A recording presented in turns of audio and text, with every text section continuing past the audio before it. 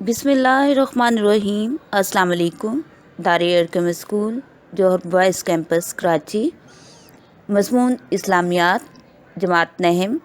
सबक सूरह इन्फाल, रुकू नंबर 5, आयत नंबर 38 ता 44। मौलमा सैयदा मुबीन असद। अज़ीज़ तलबा, दारुल अरकम स्कूल की जानिब से आपको मज़मून इस्लामियात की ऑनलाइन क्लास में खुश आमदीद। सूरह इन्फाल आयत नंबर 38 ता 44 का तर्जमा इसकी पढ़ाई की जा रही है और साथ ही इसका मफ़हूम भी आपको समझाया जा रहा है। आयत नंबर 38, ए पैगम्बर सल्लल्लाहु अलैहि वसल्लम, कुफ़ार से कह दो कि अगर वो अपने अफ़ाल से बाज आ जाएं तो जो हो चुका उन्हें माफ़ कर दिया जाएगा, और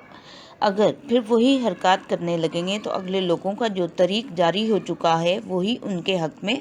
बढ़ता जाएगा। नबी पाक सल्लल्लाहु अलैहि वसल्लम को अल्लाह पाक की तरफ से हुक्म दिया गया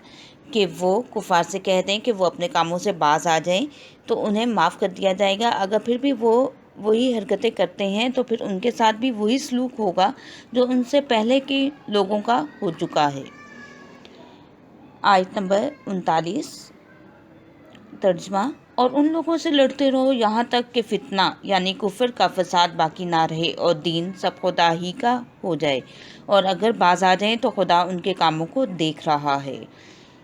आयत नंबर 39 का मफ़हूम कि इन लोगों के साथ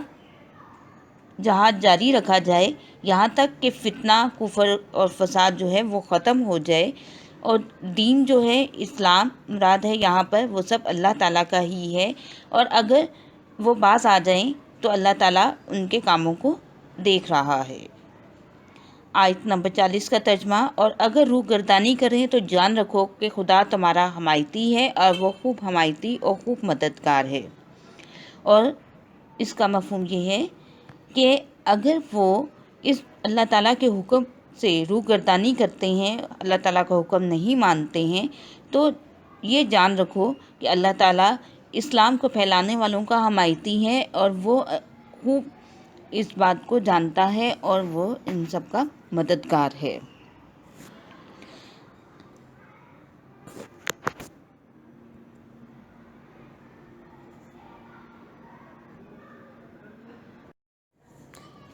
आयत नंबर 41 का तर्जमा, और जान रखो कि जो चीज़ तुम कुफ़ार से माल गनीमत में हासिल करो इसमें से 5वां हिस्सा खुदा का और उसके रसूल सल्लल्लाहु अलैहि वसल्लम का और अहले क़राबत का और यतीमों का और मोहताजों का और मुसाफिरों का है। अगर तुम खुदा पर और इस नुसरत पर ईमान रखते हो जो हक़ व बातिल में फ़र्क करने के दिन यानी जंग बदर में जिस दिन दोनों फ़ौजें आमने सामना हो गईं और अपने बंदे मोहम्मद सल्लल्लाहु अलैहि वसल्लम पर नाजिल फरमाई, और खुदा हर चीज़ पर कादिर है। आयत नंबर 41 का मफ़हूम ये है कि जो जंग में तुम्हें कुफ़ार से माल गनीमत हासिल हो उसमें से 5वां हिस्सा अल्लाह ताला का और उसके रसूल का है, और रसूल पाक सल्लल्लाहु अलैहि वसल्लम इस 5वें हिस्से को अपने अहलो अयाल पर, अपने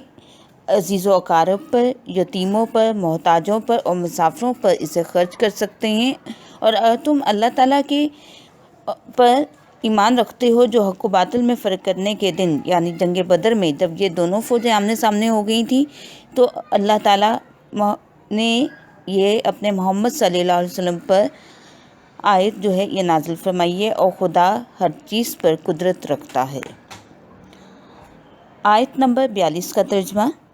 जिस वक्त तुम मदीने से करीब के नाके पे थे और काफिर बईत के नाके पे और काफिला तुमसे नीचे उतर गया था, और अगर तुम जंग के लिए आपस में करारदाद कर लेते तो वक्त मुअय्यन पर जमा होने में तकदीम ताख़ीर हो जाती, लेकिन खुदा को मंजूर था कि जो काम होकर रहने वाला था उसे कर ही डाले, ताकि जो मरे बसीरत पर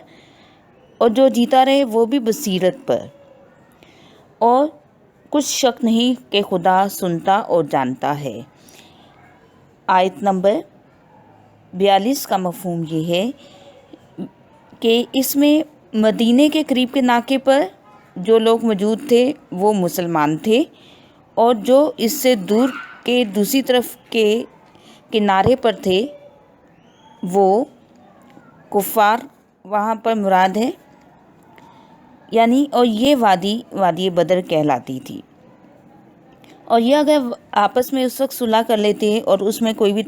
تاخیر ہو جاتی یا جلدی ہو جاتی، لیکن اللہ تعالیٰ یہی چاہتے تھے کہ ان دونوں میں، کفار میں اور مسلمانوں میں، یہ مارکا جو ہے یہ ہو کے ہی رہے، تاکہ جو بھی مرے وہ یہ یقین جان لے کہ اگر وہ جیتا ہے تو وہ بھی حق کو پہچان کر جی رہے،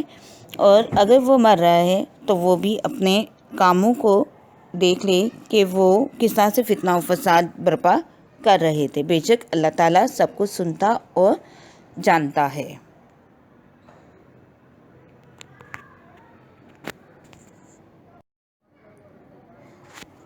آیت نمبر 43 کا ترجمہ۔ اس وقت خدا نے تمہیں خواب میں کافروں کو تھوڑی تعداد میں دکھایا، اور اگر بہت کر کے دکھاتا تو تم لوگ جی چھوڑ دیتے اور جو کام اور پیش تھا اس میں جھگڑنے لگتے، لیکن خدا نے تمہیں اس سے بچا لیا، بے شک وہ سینوں کی باتوں تک سے واقف ہے۔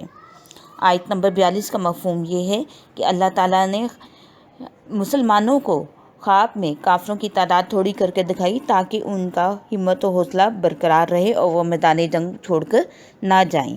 اور اگر وہ بہت زیادہ دکھا دیتا تو مسلمان جو تھے وہ اس بات سے ڈر جاتے اور میدان جنگ چھوڑ دیتے۔ اللہ پاک تو یہی چاہتے تھے کہ یہ مارکا ہو کے رہے، لیکن اللہ تعالیٰ نے اس بات سے انہیں بچا لیا، اور بے شک وہ ان سب باتوں تک سے واقف ہے۔ آیت نمبر 44 کا ترجمہ۔ اور اس وقت جب تم ایک دوسرے کے مقابل ہوئے اور کافروں کو تمہاری نظر میں تھوڑا کر کے دکھاتا تھا اور تم کو ان کی نگاہوں میں تھوڑا کر کے دکھاتا تھا، تاکہ خدا کو جو کام کرنا منظور تھا اسے کر ڈالے، اور سب کاموں کا رجوع خدا ہی کی طرف ہے۔ آیت نمبر 40 کا مفہوم یہ ہے کہ جب یہ دونوں مسلمان اور کفار ایک دوسرے کے آمنے سامنے ہوئے تو اللہ پاک نے اپنے حکم سے ان لوگوں کو، کافروں کو، مسلمانوں کی تعداد کم کر کے دکھائی تاکہ وہ بھی میدان جنگ چھوڑ کر مت جائیں، اور اسی طرح سے مسلمانوں کو کافروں کی تعداد کم دکھائی کہ مسلمانوں کا ہمت و حوصلہ جو ہے وہ برقرار رہے۔ اور اللہ تعالیٰ تو وہی کچھ کرتا ہے جو وہ کرنا چاہے وہ اسے کر ڈالتا ہے، اور سب کاموں کے لیے ہم اللہ تعالیٰ کی طرف ہی رجوع کرتے ہیں۔